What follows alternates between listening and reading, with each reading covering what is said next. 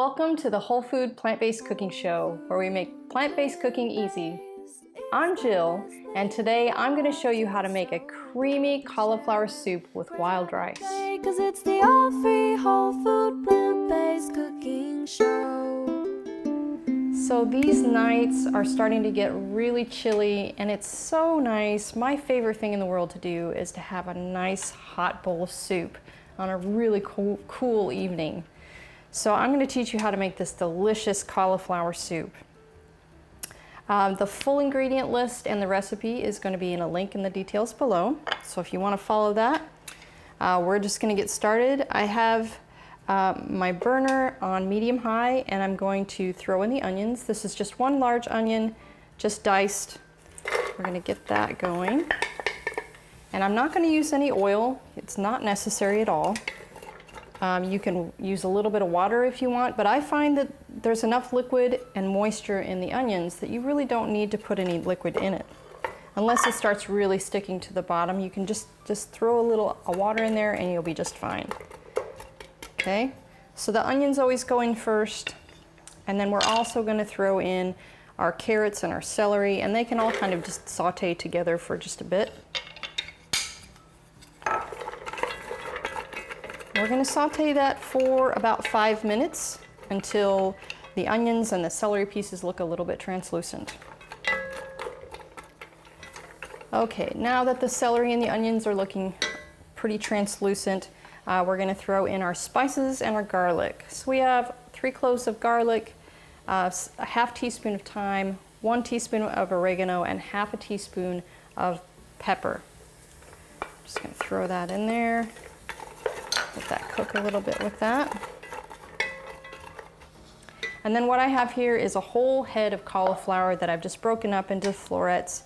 These don't have to be chopped really small because this is going to be a creamy soup. We're going to blend it in the end, so it just needs to be small chunks that can cook down till they're soft. And then I have a liter of vegetable broth, and this is a low sodium vegetable broth.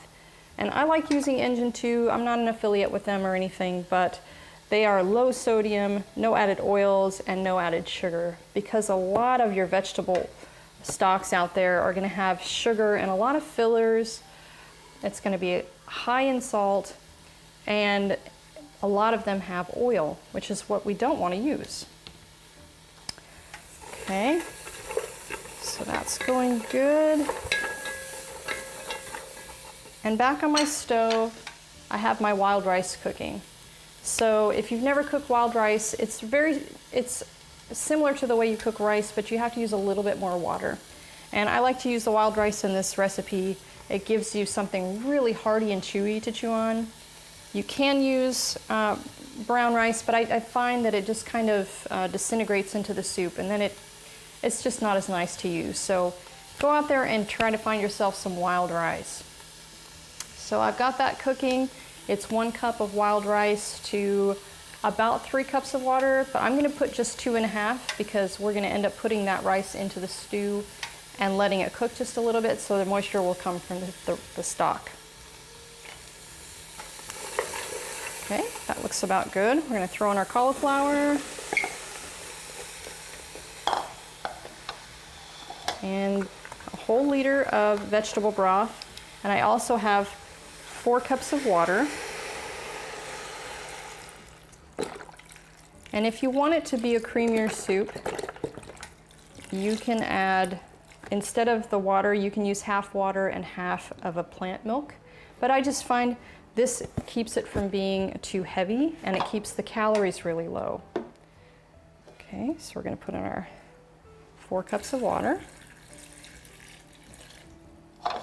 And then we're going to use 1 lemon, and we're going to juice the whole thing. And if you don't have one yet, go and get yourself one of these juicers. These are just fantastic. This one has a little bit of a inner piece that's for limes. It's a little bit smaller if you have smaller lemons like these are. They just work fantastic. You don't get any seeds in your soup or whatever you're using it for. You don't even have to strain them out. They just fall right into this thing. Okay, so I'm gonna put this, keep it on medium-high, and we're gonna cook it for about 35 minutes to start. And then I'll show you what I'm gonna add in the end. While we're waiting on that, I'd like to share with you some exciting things we're working on here on the show. We now offer a new course, 28 Days Plant-Based Made Easy. We made this course to teach you everything you need to know to successfully transition to a whole food plant-based diet. So if you're trying to make the switch and want step-by-step guidance, this is the course for you.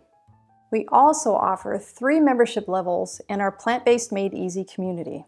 Our basic free membership is free for life, and it's a great way to stay in the loop on what we're creating. If you want to be more directly involved in supporting our efforts, our Heroes membership is $5 a month, and you get added perks like your name in the credits and discounts on our products. If you really love everything we make, then our Legends membership is $15 a month and includes free access to all of our digital products, including our new 28-day course, our growing line of printable cookbooks, wholesale discounts on our branded apparel, and named credit in the show. Be sure to head over to our official website at plantbasedcookingshow.com to browse through hundreds of our original recipes, tips, and resources on plant-based living. Okay, back to the show. Okay, so this has been cooking for about 35 minutes. You really just need to cook it until the cauliflower is soft so that when we can blend it, it's going to be smooth. Okay, so what I'm going to add now, I'm going to add a half a cup of nutritional yeast because that's what's going to make it creamy. It's going to give it that buttery, creamy taste. And I like to use Sorry Foods. I'm not an affiliate with them, but this is one of the nutritional yeasts that is non-fortified because as they've shown with some of the other nutritional yeasts, they add folic acid, which isn't naturally occurring in it. So this is a better brand to use, and I'll give you a link in the details below. So a half a cup of this, and then we'll blend. And then I still have my wild rice here, but that's gonna go in after we blend. And I'm just using an immersion blender. Just be careful because it's hot and it can get a little bit messy and splattery.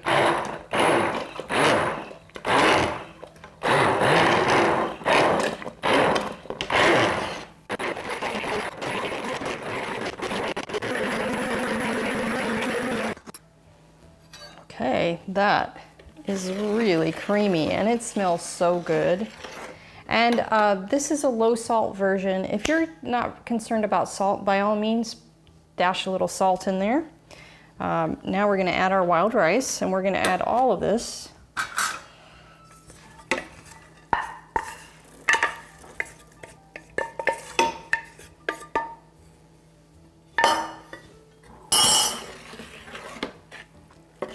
I wish you could smell this right now. Oh, it's just heavenly. I can't wait to dig in. So let's do that.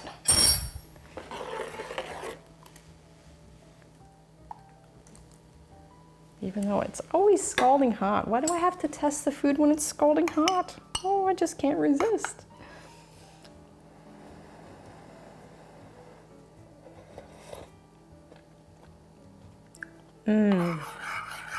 Oh wow, that is so delicious. And it would go great with, you know, a nice chunk of hearty bread in there, or heck, try out my Quinoa Flat Bread. That recipe would go really well with this. You guys are just gonna love it. And I'll see you next time.